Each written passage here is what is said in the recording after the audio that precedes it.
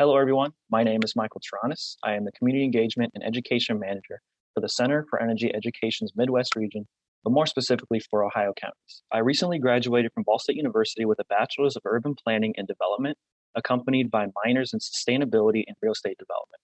My passion for people, community, and the environment are what brought me in front of you. What we will talk about today in respects to climate change is water. Now, climate change is a multifaceted issue, especially in respects to water. So I'll be narrowing my scope today to talk with you about some water infrastructure issues. Do me a favor. Think about how often you interact with water, but as a whole, how much humans utilize it day by day.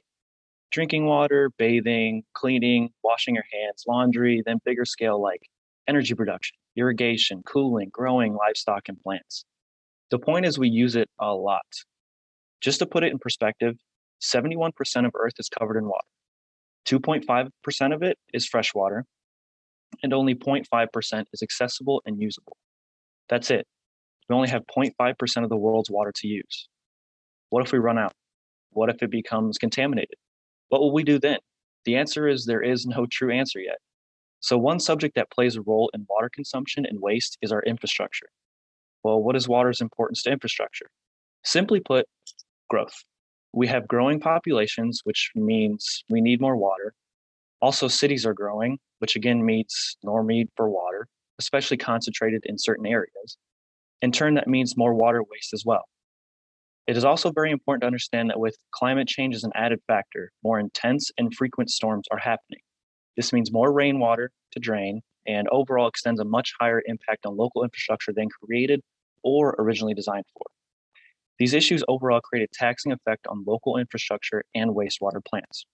With that being said, what is important to know for this lecture are a few definitions. Gray water, wastewater collected from bathroom sinks, showers, bathtubs, and washers. I like to remember this as dirty, but not that dirty of water. Black water, wastewater from toilets, kitchen sinks, and dishwashers. I remember this as water that is very dirty. Storm water, which is water that is a product of rainfall, think storm drains.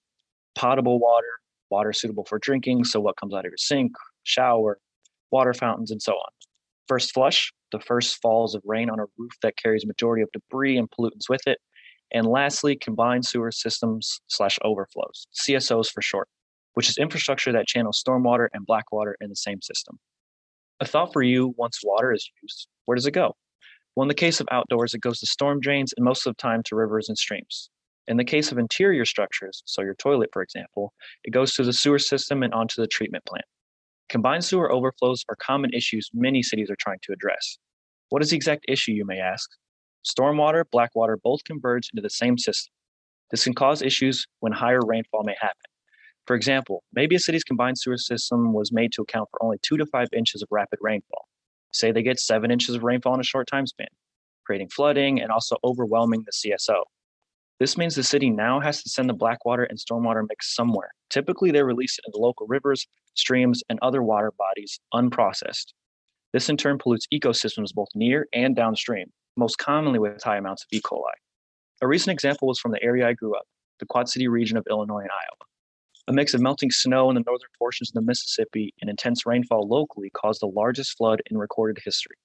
This in turn overwhelmed many cities' stormwater systems, resulting in a Department of Natural Resources approved release of millions of gallons of untreated black water and first flush stormwater directly into the Mississippi. The long-term and short-term effects of water pollution are high, resulting in small-scale problems like limited water recreation access to large-scale problems like destroying local or downstream ecosystems, plants, and animals. There are many solutions, small and large, to help combat both the disposal and consumption of water.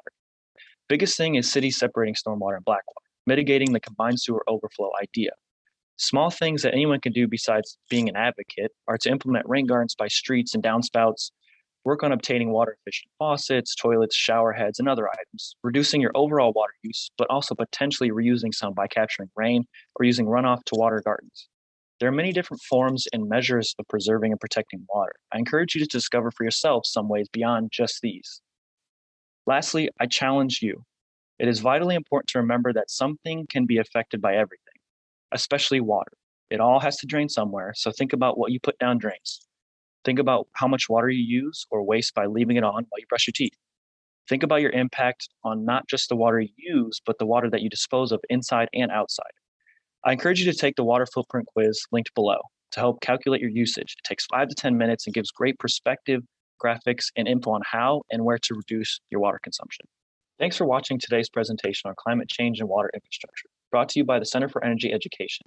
To learn more about climate change and renewable energy, visit the Center's website at center4ee.org.